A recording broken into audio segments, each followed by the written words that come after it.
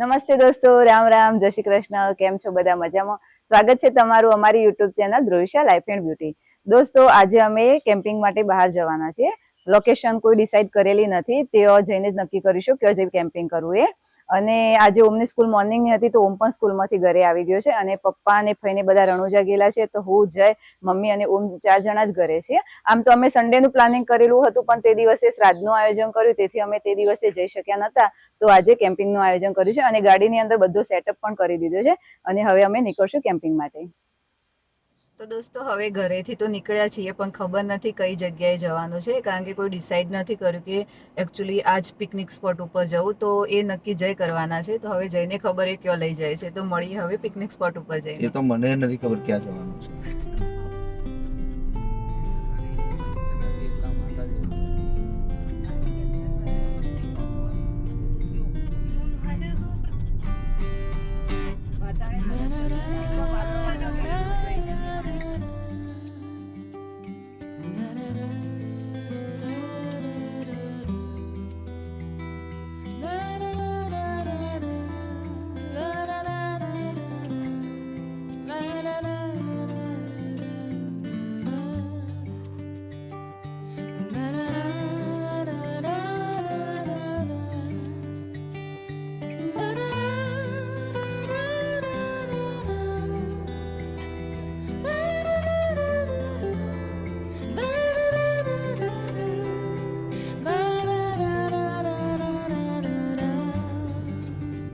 દોસ્તો, અમને અમારી પિકનિક લોકેશન મળી ગઈ છે. અમે બધું સેટઅપ પણ કરી દીધું છે કેમ્પિંગ માટેનો. હવે પહેલા હું ચા બનાવવાની છું અને મમ્મી પુલાવ માટેની તૈયારી કરશે, સબ્જી કટિંગ કરશે અને પછી અમે પુલાવ બનાવીશું. અને આ લોકેશન કઈ છે હું તમને કહેવાની નથી, તમારે અમને કોમેન્ટ બોક્સમાં કહેવાનું છે કે આ લોકેશન ક્યાંની છે.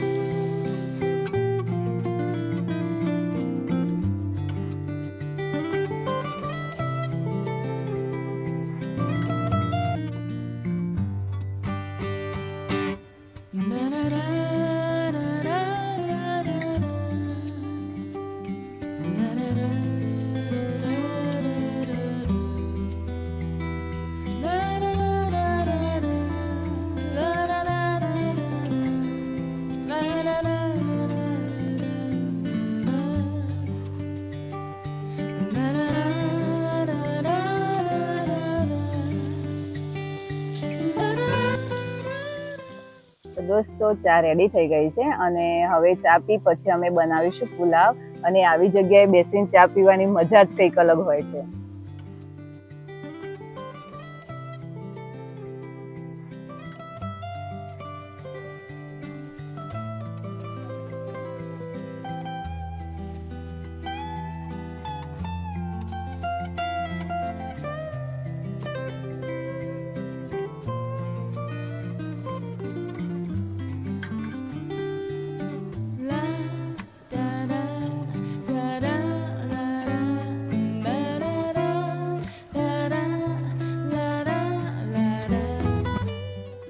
તો બધાએ અમે ચા પી લીધી છે અને હવે જે છે ને હું પુલાવ બનાવવાની તૈયારી કરી રહી છું. અને મમ્મી અને ઓમ બંને વાંચી રહ્યા છે, કારણ કે ઓમની એક્ઝામ આવી રહી છે, તો એની તૈયારી પણ કરી રહ્યા છે જોડે જોડે. અને મિત્રો, આવી જગ્યાએ બેસી અને કેમ્પિંગ કરવાની મજા જ કંઈક અલગ છે અને જે મનને શાંતિ મળે છે ને એની તો કલ્પના જ ન કરી શકાય.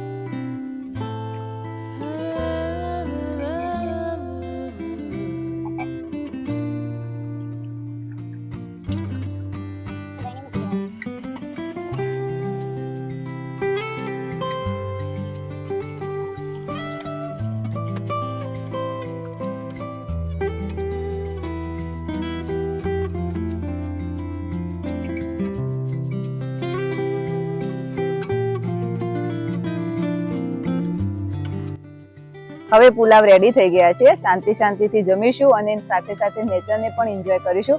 તમારી પણ ઈચ્છા હોય તો આવી જાઓ જમવા પુલાવ.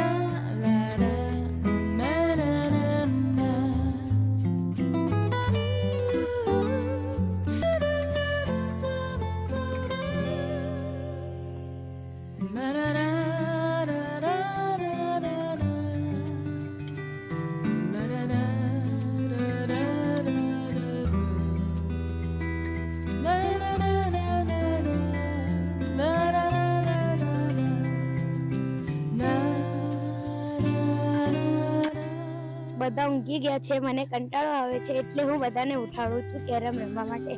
મમ્મી મમ્મી મમ્મી બાલી બાલી ઉઠ, કેરમ રમીએ. પપ્પા કેરમ રમીએ.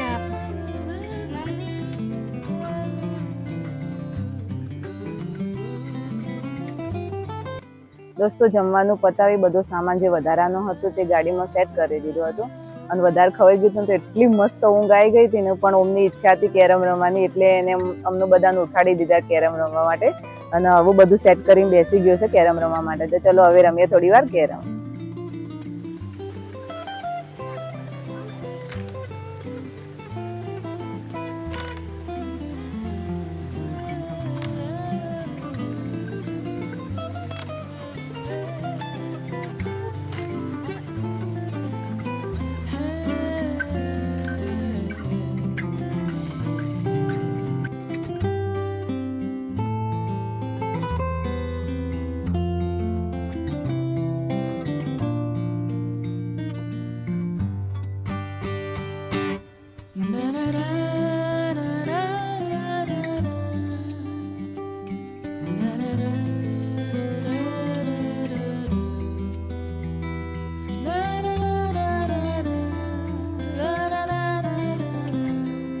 દોસ્તો હું અને ઓમ બંને અહીંયા ફૂલ રેકેટ રમતા હતા. પછી મમ્મીએ ફ્રૂટ કટિંગ કર્યા તો જેવા અમે ફ્રૂટ ખાવા બેઠા તો બહુ બધા પીકોક અહીંયા આવી ગયા. તો અમારા જોડે થોડા પુલાવ પડ્યા તો એ પુલાવ અમે અહીંયા નાખ્યા તો બહુ બધા પીકોક પણ ભેગા થઈ ગયા અને બીજા બર્ડ્સ પણ આવી ગયા છે. અને એક ખિસકોલી તો મારી આજુબાજુ તરની ફરિયાદ કરે છે. તમે વિડીયોમાં જુઓ આગળ.